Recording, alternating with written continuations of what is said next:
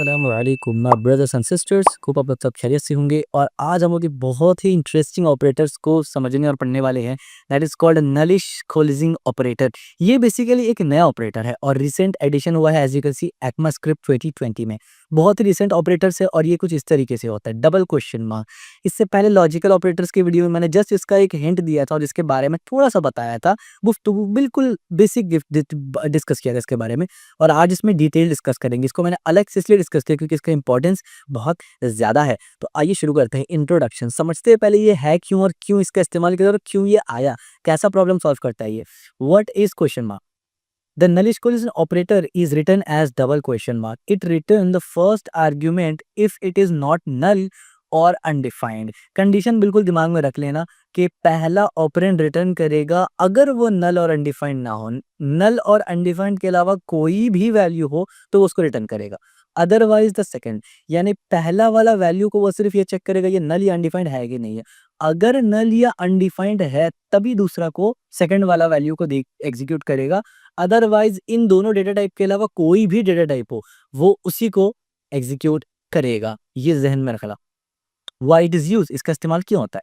Provide a cleaner syntax to choose the first defined value. Defined का मतलब जो define किया हुआ है और नल और अनडिफाइंड डिफाइंड नहीं होता, सिंपल सी बात है। Perfect for setting default value when the variable might be null or undefined. यानी परफेक्ट ये है कि जब आपको पता ना हो कि यहाँ पर जो वेरिएबल है इसके अंदर नल और अनडिफाइंड आ सकता है, जब आपको इन दोनों में से किसी का डाउट हो तब इसका इस्तेमाल करना इज बेस्ट होता है। इसका इस्तेमाल कैसे होता है? इस तरीके से, result is equal to A question B. यानी अगर ए अनडिफाइंड या नल दोनों में से कोई एक हुआ तभी जाके वो बी का वैल्यू को एग्जीक्यूट करेगा। अदरवाइज नल अनडिफाइंड के अलावा कोई भी डेटा टाइप हो वो ए को ही एग्जीक्यूट करेगा, बी में नहीं जाएगा। As simple as that. आइए नेक्स्ट समझते हैं व्हाट हाउ इट वर्क्स। ये काम कैसे करता है? Basic rule, the result of A is equal to B, यानी A question B is if A is defined, अगर ए है, नल नहीं है और अनडिफाइंड नहीं है तब तो ए को ही दिखाएगा। इफ ए इजंट डिफाइंड, अगर ए नल है या अनडिफाइंड है तब वो बी का वैल्यू को दिखाएगा। समझ में आ गया? इक्विवेलेंट कोड, यानी इसी के इक्विवेलेंट कोड अगर आप इसको इस्तेमाल ना करें तो भी आप जावास्क्रिप्ट में इसके इक्वल कोड लिख सकते हैं, लेकिन वो काफी लंबा हो जाएगा। कैसे लिख सकते हैं हम देखिए। We can write result of A question B using existing operators. आप ऐसे लिख सकते हैं कि अगर ए नल के बराबर ना हो और ए अनडिफाइंड के बराबर ना हो तब जाके ए दिखाओ, अदरवाइज बी दिखाओ। यानी आपने यहाँ पर क्या क्या इस्तेमाल किया जरा आप देखिए। सबसे पहले यहाँ पर आपने नॉट ऑपरेटर यानी इक्वल टू ऑपरेटर का इस्तेमाल किया, स्ट्रिक्ट ऑपरेटर का इस्तेमाल किया, प्लस आपने यहाँ पर एंड ऑपरेटर का इस्तेमाल किया, प्लस आपने यहाँ पर टर्नरी ऑपरेटर का इस्तेमाल किया। तीन ऑपरेटर का इस्तेमाल करके आप एक काम लिख रहे हैं और इसी चीज को अगर आप नलिश ऑपरेटर के साथ काम करें तो सिर्फ आपको दो क्वेश्चन मार्क लगाना है और काम हो गया है। समझ में आया अब आपको कितना ज्यादा ये मतलब फ्लेक्सिबिलिटी प्रोवाइड करता है।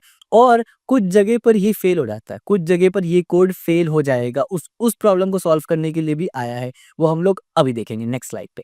देखिए default value, most common use case for question is to provide a default value। most common use case इसीलिए होता है कि एक default value दिखाने के लिए। फॉर एग्जाम्पल यूजर, अगर यूजर का वैल्यू डिफाइंड नहीं है, अनडिफाइंड या नल है तो बाय डिफॉल्ट एनोनिमस दिख जाएगा, सिंपल। इसी तरीके से जॉन, अगर जॉन है तब जाके एनोनिमस नहीं दिखेगा, सिर्फ जॉन ही दिखेगा।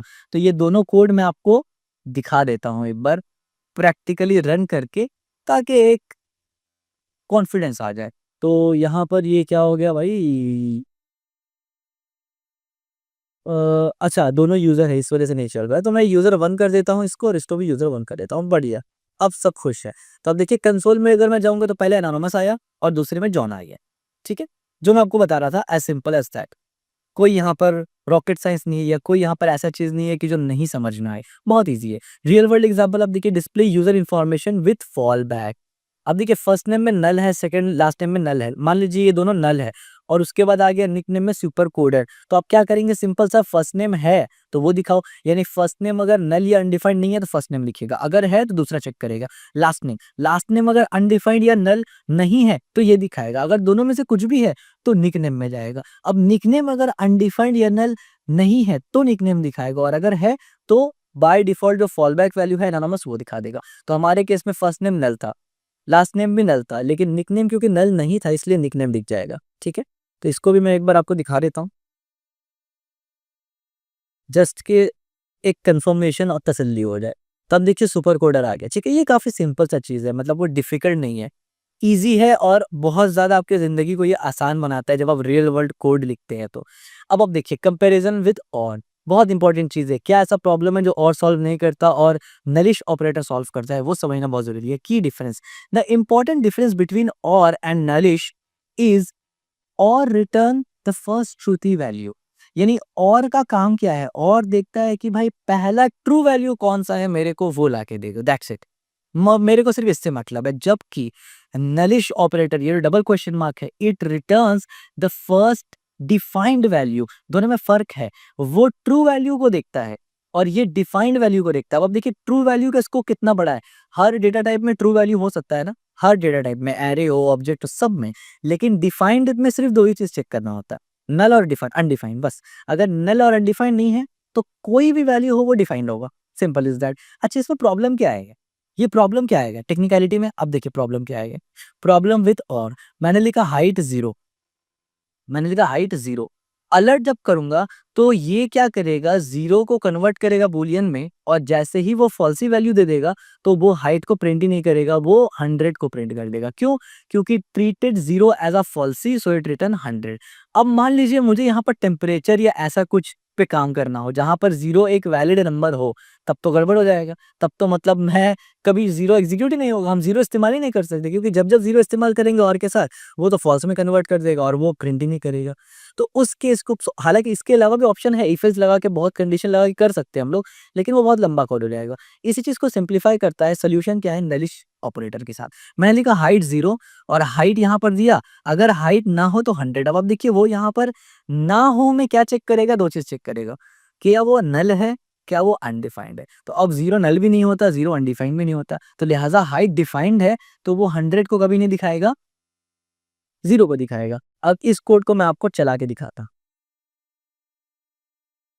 तो इस केस में क्या होगा, 100 दिखेगा, एज़ यू कैन सी 100 दिख गया। बढ़िया हो गया, कोई डाउट नहीं। और जो सेकंड केस था हमारा, इस केस में आप देखेंगे यहाँ पर हमें 0 दिखेगा, एज़ यू कैन सी 0 दिख गया। समझ में आया? तो ये प्रॉब्लम सॉल्व करता है और कई ऐसा केस है जहाँ पर आपको 0 को एक वैलिड नंबर ट्रीट करना होता है और वैसे बाय द वे ये मेरा पोर्टफोलियो है, आप चेकआउट कर सकते हैं। तो नेक्स्ट स्लाइड पे चलते हैं अब। अब देखिए ऑपरेटर प्रेसिडेंस, ये तो बेसिकली जो मेन वर्किंग था वो तो मैंने बता दिया कैसा था। अब उससे सिमिलर रिलेटेड चीज़ पढ़ रहे हैं हम लोग। मेन चीज़ तो हम लोग समझ गए कि नलिशिंग ऑपरेटर कैसे, यानी नलिश ऑपरेटर काम कैसे करता है और क्यों नलिश ऑपरेटर काम, यानी क्यों उसका इस्तेमाल करें हम लोग, कौन-सा प्रॉब्लम है जो ये सॉल्व करता है। अब देखिए ऑपरेटर प्रेसिडेंस देखते हैं। प्रेसिडेंस लेवल में क्या है कि नलिशिंग ऑपरेटर का प्रेसिडेंस सेम है जैसे और ऑपरेटर का है, यानी इससे ऊपर नॉट और एंड का प्रेसिडेंस है, उसके बाद नलिश ऑपरेटर का आता है। It's evaluate before is equal to and question mark. अच्छा, क्वेश्चन मार्क भी एक ऑपरेटर तो नहीं होता है, बट ऑप्शनल चेनिंग के लिए इस्तेमाल होता है, वो हम लोग पढ़ेंगे बाद में, अभी अभी तक हम लोग नहीं पढ़ा। इससे ऊपर प्रेसिडेंस होता है, बट मोस्ट अदर ऑपरेशन, ठीक है, यानी इन दोनों से तो ज़्यादा होता है, इन दोनों से पहले ही वैलिड होता है, लेकिन बाकी से बहुत बाद में होता है। प्रेसिडेंस 3 है इसका, सेम एज़ और ऑपरेटर, बढ़िया। यूज़ पैरेंथेसिस, अब देखिए यहाँ पर हाइट नल है, विड्थ नल है, इंपॉर्टेंट पैरेंथेसिस। आपको यहाँ पर पैरेंथेसिस इस्तेमाल करना बहुत ज़रूरी है। कैसे? अब देखिए, मैंने यहाँ पे लिखा हाइट इनटू, यानी हाइट इज़ इक्वल, यानी हाइट नलिश 100, अगर हाइट अनडिफाइंड या नल होगा तो ये दिख जाएगा। तो मैंने पैरेंथेसिस में रैप कर दिया कि पहले ये एग्जीक्यूट होगा और इसका जो भी फाइनल आंसर है वो इस ब्लॉक के अंदर आ जाएगा। तो हमारे केस में यहाँ 100 आ गया एग्जीक्यूशन होने के बाद, और फिर विड्थ को चेक किया तो यहाँ पर एग्जीक्यूशन होने के बाद 50 आ गया। उसके बाद जाके 100 और 50 को हमने मल्टीप्लाई किया तो 5000 एरिया आ गया। अगर हम लोग ये नहीं लगाते ना तो गड़बड़ हो सकता था, आगे पीछे हम लोग ऐड कर सकते थे। So without parenthesis it would evaluate incorrectly. तो पैरेंथेसिस का इंपॉर्टेंस बहुत ज़्यादा है, हमने इससे पहले भी काफ़ी बार डिस्कस किया है इसके बारे में, और इसको भी मैं एक बार आपको यानी प्रैक्टिकली दिखा देता हूँ। अब देखिए 500 राइट है, बढ़िया। अगर मैं पैरेंथेसिस ना लगाता, लेट्स से, तो मैं इस कोड को रिपीट कर देता हूँ बिल्कुल ऐसे और इसको बंद कर देता हूँ। यहाँ पर अगर मैं पैरेंथेसिस को ना लगाऊँ, ठीक है? अब देखिए कोई एरर नहीं आएगा पैरेंथेसिस हटा देने से, लेकिन रिजल्ट क्या आएगा? अब देखिए रिजल्ट 0 आ रहा है। रिफ्रेश करूँ, देखिए रिजल्ट 0 आ रहा है। अब समझ रहे प्रॉब्लम कहाँ हो रहा है? क्योंकि वो जो ऑर्डर है वो खराब हो जा रहा है, इस वजह से। तो मैं इसको भी यानी कमेंट करके छोड़ देता हूँ। नेक्स्ट स्लाइड पे चलते हैं हम लोग। अब देखिए 500 राइट है, बढ़िया। अगर मैं पैरेंथेसिस ना लगाता, लेट्स से, तो मैं इसको भी कोड एग्जांपल। अब देखिए काफ़ी सारा कोड यहाँ पर एग्जांपल दिया हुआ है, तो मैं सबका एक-एक करके एग्जांपल आपको, बल्कि इसका एग्जांपल क्या ही दूँ। यहाँ पर ऑब्जेक्ट इस्तेमाल हुआ है, पॉइंट, और object non primitive data type से रिलेटेड है। अभी तक हमने इसको नहीं पढ़ा, इस वजह से इसका एग्जांपल मैं नहीं लेता हूँ, बट समझा देता हूँ। नेम जॉन एज 30, तो मैंने बोला कि यूजर डॉट सिटी अगर नहीं, अच्छा ये थोड़ा कॉम्प्लेक्स हो जाएगा, आपको अभी नहीं समझ में आएगा, इसको स्किप करेंगे। आगे जब हम लोग ऑब्जेक्ट पढ़ेंगे तो बहुत डिटेल से एक-एक चीज़ हम लोग पढ़ेंगे कि ये यूजर डॉट का मतलब क्या होता है, यूजर डॉट सिटी का मतलब क्या होता है, उसके साथ नलिश कैसे इस्तेमाल हो रहा है, एवरीथिंग। यानी जैसे-जैसे हम लोग लेवल अपग्रेड करते रहेंगे, एक-एक चीज़ हम लोग मिलाते रहेंगे जो बेसिक्स पढ़ रहे हैं, ठीक है?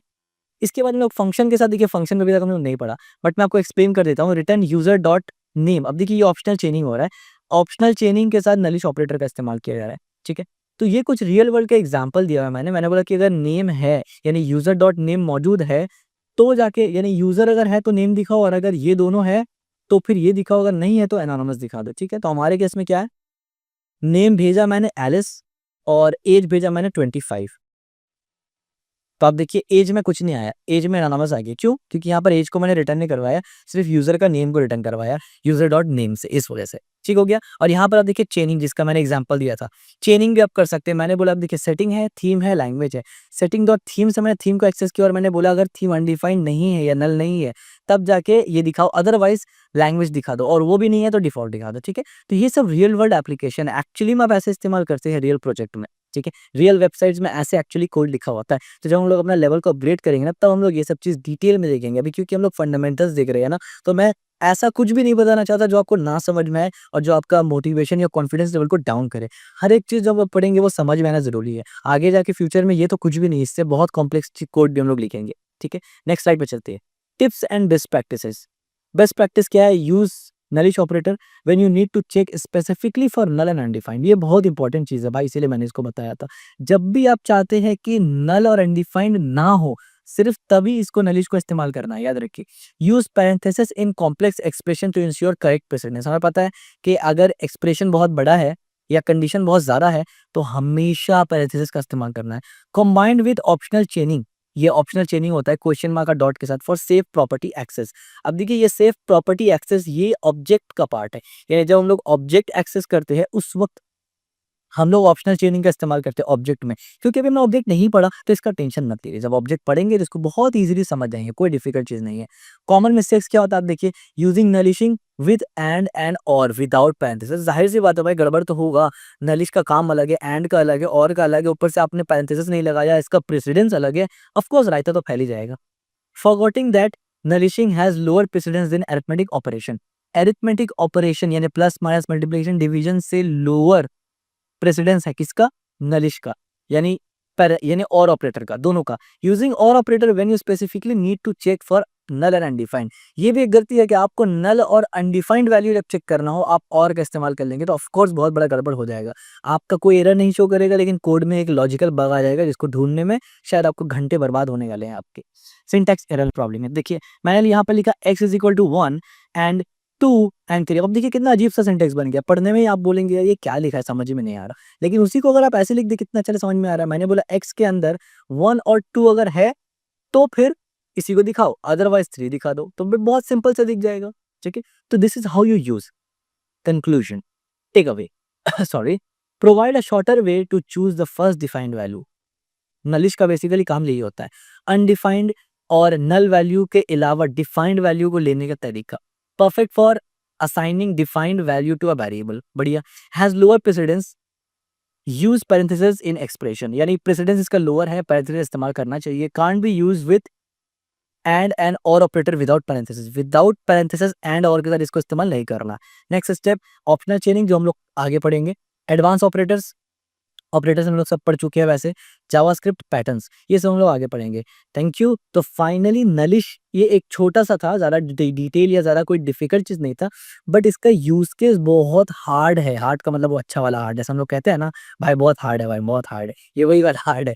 बहुत इंपॉर्टेंट है, आप यकीन करें जब आप रियल वर्ल्ड प्रोजेक्ट बनाएंगे ना, तो नलिश ऑपरेटर आपका बहुत बड़ा बेस्ट फ्रेंड होगा, और ऑप्शनल चेनिंग भी। तो अभी फंडामेंटल्स पढ़ रहे हैं, एक एक टॉपिक पता होना चाहिए आपको। जब इन सब पजल्स के टुकड़े को मिलाकर एक प्रोजेक्ट बनाएंगे ना, तब आपको समझ में आएगा क्यों हमने इतना टाइम इन्वेस्ट किया इन फंडामेंटल्स टॉपिक पे।